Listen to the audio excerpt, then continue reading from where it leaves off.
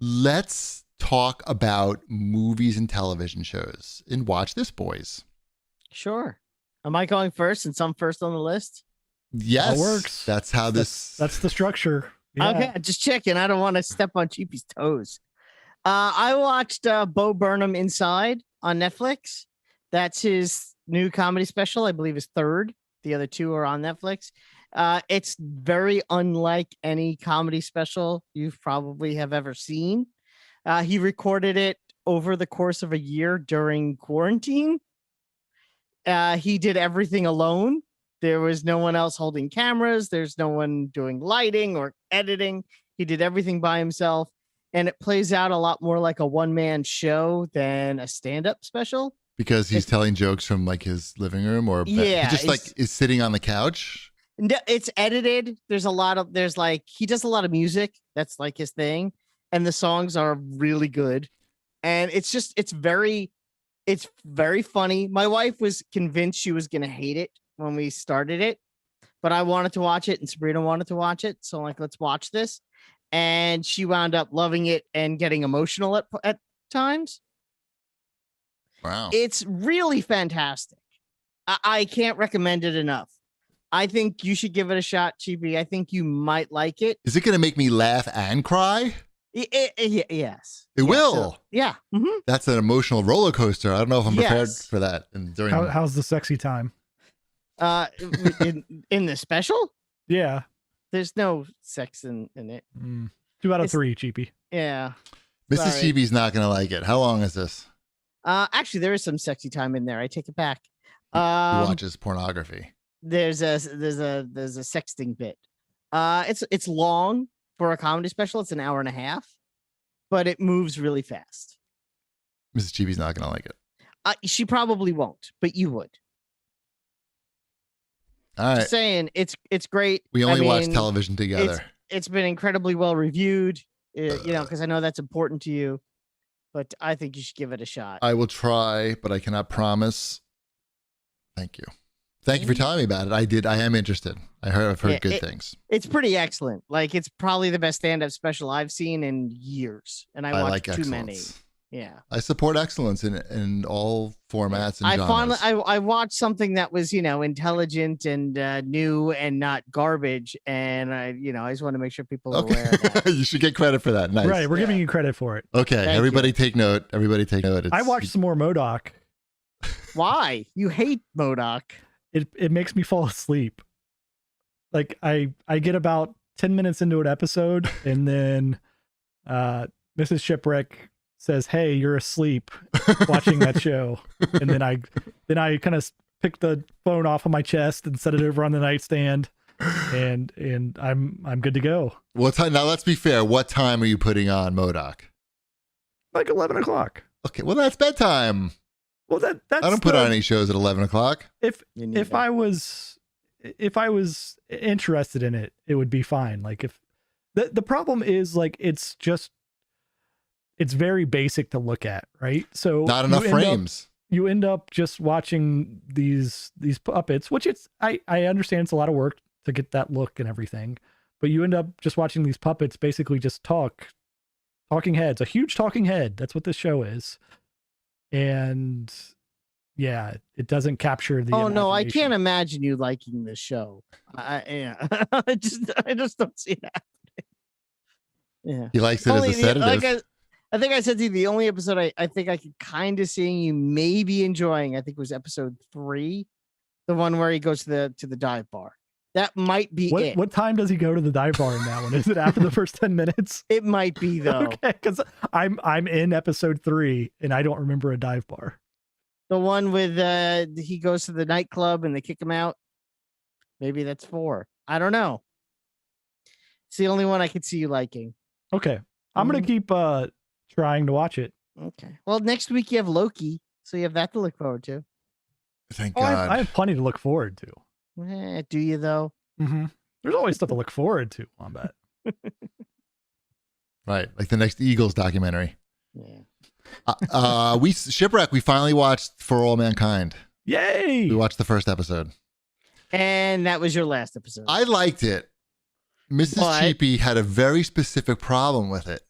that I've heard like gets worse. Okay. She did not like the wife of maybe the main guy. Okay. Who, like, when the main guy, like, this is the first episode, so it's not really much of a spoiler. The main guy gets like in trouble at work. He's like, everybody's just like piling on him. And then even his wife like starts piling on him after all this shit goes down. And Mrs. Cheapy didn't like that. That made Mrs. Cheapy very uncomfortable, I think. She's like, why, how come she's not supporting him? Like, why is she being so mean to him, even though he's really like hurting right now? That's interesting because she ends up being more supportive of him, and I dislike her for doing that in other episodes. Interesting. There's depth to the characters. So okay, well I'm still pushing, but that was a real turnoff to her for some reason, and I have to undo that. I don't know. I was not expecting that to be. Maybe she's just looking for an excuse to get out, and that's convenient. But it's a very uncomfortable, like a lot of the episodes are very uncomfortable to watch. Like she doesn't like that. That's the problem. Unless there's murder involved of some sort. Like she doesn't like Curb Your Enthusiasm because the whole show is people being uncomfortable. I don't like Curb Your Enthusiasm for that same reason, though. See? So I can understand that. So we did watch that, and hopefully we'll keep it going. I'm glad you at least watched the first episode. I need to see the astronauts. It's really well done, right? Like, yeah, of course. Have you got to the part with when they would have the guns? I think that's season 2. We're not there yet. All right, well, I think I need to get at least that far. We did rent a movie. For some reason, we decided we should watch a James Bond movie as a family. I don't know why, because it was in the news with Amazon or something, and Ty was asking about it. So none of us had seen Spectre, which is the latest one. So we said, let's just watch that and see how that goes. It got like that's the one that starts at the Day of the Dead festival. Correct. Okay. It's very mediocre, I would say. Like there's in terms of like as a James Bond movie, like there's not a lot of gadgets. There's plenty of womanizing. That's Christoph Waltz. Yes. Yeah. And he's not even, and Dave Bautista is the henchman, the weird henchman. But he's not in it very much, right? No, he has one word, not even one line, one word. And it's very forgettable, the whole thing. It was not a good, I would say, if you're watching James Bond for the first time, not a good one to start with. No, you start with Casino Royale, I think, with Ty.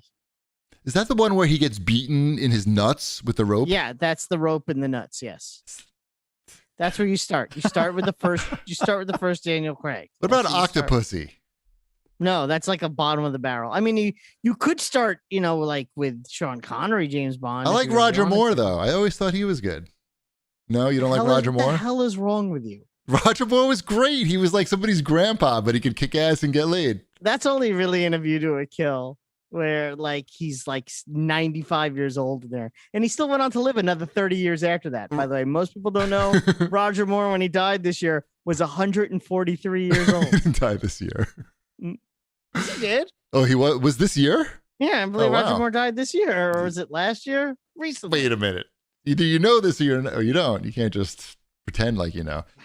He was great in Cannonball Run, the first one or the second one? Yeah, she died in 2017. I knew it. I knew you were wrong. Oh my God, he died in 2017. It's not like he died like 10 years ago. Well, it was almost. Wait a few more years and it would be.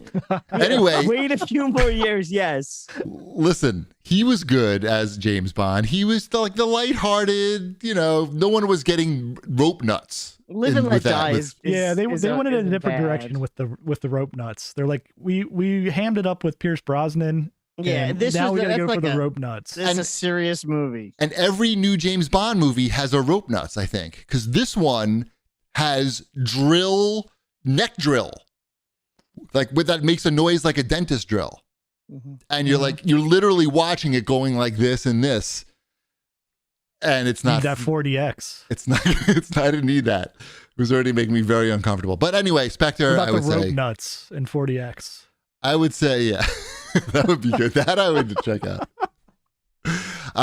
We finished up Mare of Easttown. The season finale was Rope this nuts weekend. in that one? Does No rope nuts. Kate Winslet take a rope to the nuts? No, we can't make any jokes about the excellence that is Mare of Easttown. Have you continued to watch that, Wombat, or no? I haven't even started it yet, and that's not my fault. It's because my wife wants to watch it. Right. So we have to figure out how to watch it together, and I blame her. It's excellent. I'll throw her under the bus. I would highly recommend it. It's just one season of 7 episodes, and Stephen King predicted the finale, which was I didn't see it till afterwards, but he predicted the ending, which was pretty funny. People you mean a world-class talented writer who's been writing fiction for 50 years was able to figure out the ending of a fiction piece? I don't know how that's possible. It was funny because he tweeted out, he's like, here's my pick. And someone was like, wait a minute, is this a spoiler or is this your just like a theory? And he's like, well, it's just a theory, and I've been wrong before, but I think the last time was 1973. And he was, he certainly 7 hours later, he was correct. He was proven correct. That's excellent. We've also, I think we're up to date on Hacks, which is also on HBO Max. Also excellent, very funny. Even Mrs. Cheapy is into that. Which is, which is maybe a little unexpected, but highly recommend Hacks as well.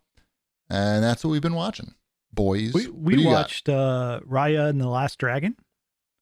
Have you seen that, GP? No, but we did just watch the trailer for The Last Dragon.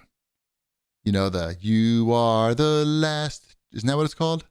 Dragon? No. Yeah. Yeah. The you karate have got one? the power of the. You don't Shipwreck. You don't know that movie? Bruce Leroy. Bruce Leroy. Show enough. You don't know. Shipwreck does not know Last Dragon. Oh my God. I don't know Last Dragon.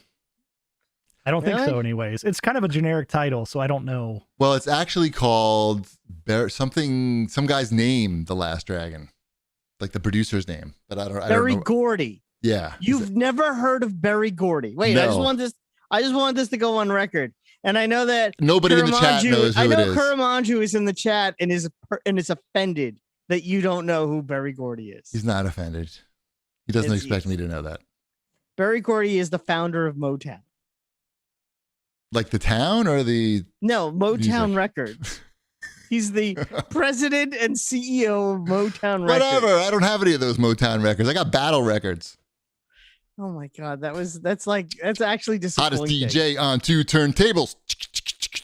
The Last Dragon is a pretty fun movie. The trailer holds up, I gotta say. I don't think I've seen it. I'm looking at the movie poster right now, and it's not. It's pretty good. It's a pretty good dumb movie. Is it Vanity? Is that her name? Yep. Yes. Isn't it? Yep.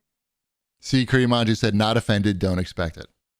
And and I know the guy who played the bad guy, Chris Murney. The angry. Wait, but we're supposed to hear guy. about Raya and the Last Dragon. We're going too far. Shipwreck's telling us about Raya. Sorry, Ship. This always happens. No, that's all good. So have either of you seen this? No, we had to pay for it when I tried to go see it, and then it'll be on Disney Plus, I'm sure, soon. Now that it's out on Blu-ray and everything. Yeah.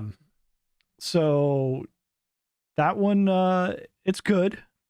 I was not blown away. I was surprised by how high it scored. I think like its Metacritic or Rotten Tomatoes is like high 90s. So it's the old Disney preview scam. I feel. No, I don't know. Maybe, but the audience score on it is really high as well. Okay, so we enjoyed it, and my kids watched it again the next morning, right after we watched it the previous night. So that's a good sign. It's got good action in it. It's kind of light on story, actually. Like there's not a whole lot. It's got like one plot point throughout. Like dragons. Yes, dragons is the plot point. I also like some music in my Disney films. Like I like when they sing songs. Like they should have at least sang "You Are the Last Dragon." Sure, it's a great song. I think I'm just expecting when I'm seeing a Disney cartoon that there's going to be like really good musical numbers and stuff. And this is just a straight by the book, like action film. They need to push something out during the pandemic. Give us something to watch. I don't think it's pushed out by any means. It's just, it's a good film. It's not everything needs songs. Like if I compared it to something like Moana, it's like Moana is like gonna be in my head for the rest of my life. Raya and the Last Dragon, I'm probably not going to think about it too much. Well, that one doesn't have The Rock in it. Exactly. You're welcome. Or the That's- role. That's Irish.